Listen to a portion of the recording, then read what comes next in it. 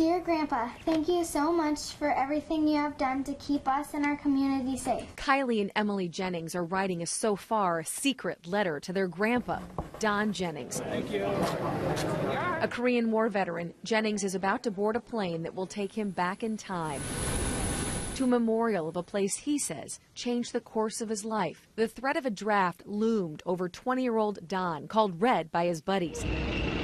They decided they wouldn't wait to be called, and together the college friends enlisted. My dad looked at me and he said, "Do you know what that means?" And I said, "Not really." So, "Well, you're going to go to the Army, or you're going to go to the service."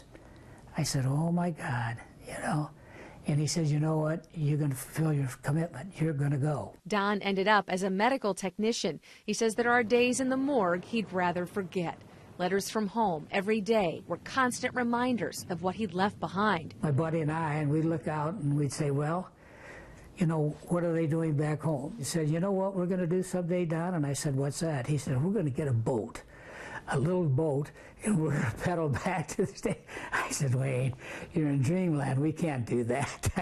Son Chris knows some of those stories. He talked about being in Okinawa, being, quote, overseas, being away from his family, his mom and dad for the first time, getting sick, you know, 3 days, 3 nights, the food, the lack of food. He was a long way from home, and just weeks before was a student at Loras College, recruited to play baseball. When you're a veteran, you've given up a lot.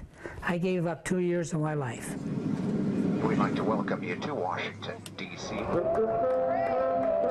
For Jennings and 87 other veterans, this honor flight is one way to say thanks. Oh, hey, here's Korean War Veterans Memorial. A chartered flight paid for by donations carried these brave, courageous, heroic souls to Washington, D.C. to show them the memorials created in their honor. Oh, man. Oh, my God. Jennings wanted to walk beside the 8-foot soldiers who represented young men just like him. Their strength, look of resolve, and pride still exists in him today. God bless America. It's the most wonderful people and country in the world. And if I had to do it all over again, there's no ifs, ands, or buts. One powerful day of emotion, a day when a grateful nation says thank you today for the thank yous left unsaid so long ago.